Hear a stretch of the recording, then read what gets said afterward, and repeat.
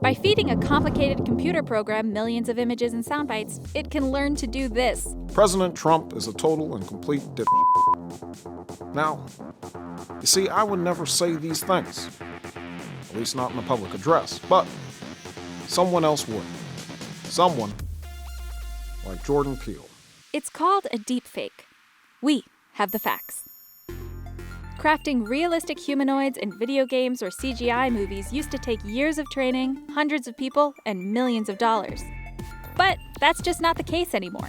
Today, with just a little facial mapping and powerful artificial intelligence, these sophisticated machine learning techniques are becoming accessible to people who don't necessarily have massive movie-making budgets. Usually, deepfakes are created to make unique videos, like making Nicolas Cage play Lois Lane in Superman, or putting Steve Buscemi's face on Jennifer Lawrence's body during a Golden Globe speech.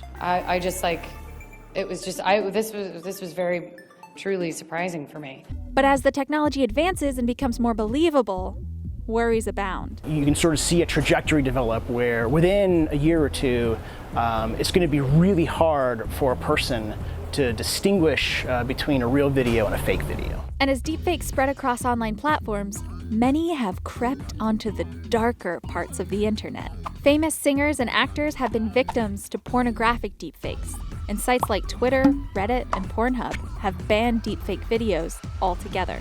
Deepfakes could very well be used against the US by hostile actors. Elections, political campaigns, and national security could all be at risk. How we move forward in the age of information is going to be the difference between whether we survive or whether we become some kind of up dystopia.